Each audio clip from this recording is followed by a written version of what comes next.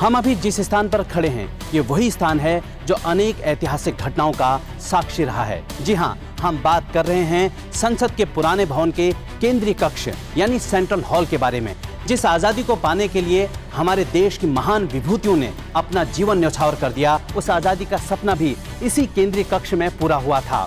यानी 15 अगस्त 1947 को ब्रिटिश शासन द्वारा सत्ता का हस्तांतरण इसी केंद्रीय कक्ष में हुआ था और उसके कुछ समय बाद भारतीय संविधान की रचना संसद के पुराने भवन के इसी केंद्रीय कक्ष में हुई थी। 9 दिसंबर 1946 से 24 जनवरी 1950 तक संविधान सभा की तमाम बैठकों का गवाह यह कक्ष रहा है। अभी तक दोनों सभाओं यानी राज्यसभा और लोकसभा की संयुक्त बैठकों का आयोजन इसी कक्ष में होता आ रहा है। इसके साथ ही लोकसभा के प्रत्येक आम चुनाव के बाद प्रथम सत्र के आरंभ होने पर और प्रत्येक वर्ष पहला सत्र आरंभ होने पर राष्ट्रपति केंद्रीय कक्ष में संसद की दोनों सभाओं की संयुक्त बैठक को संबोधित करते हैं।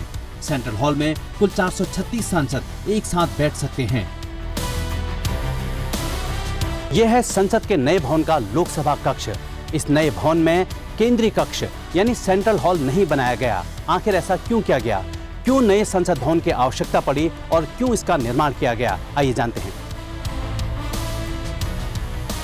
लोकसभा के सदन के लिए निर्धारित स्थान की भव्यता सारी कहानी बयां करती है। संसद के इस नए भवन में लोकसभा के भीतर एक साथ 1272 लोगों के बैठने की व्यवस्था है।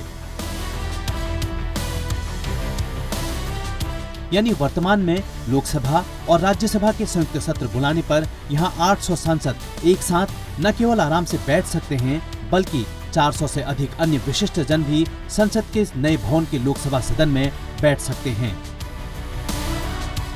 अगर बढ़ती जनसंख्या के अनुपात में सांसदों की संख्या बढ़ाई भी जाती है तो दोनों सदनों का संयुक्त सत्र होने के बाद भी बड़ी संख्या वाले दोनों सदनों के सदस्य लोकसभा के सदन में आराम से बैठ सकते हैं।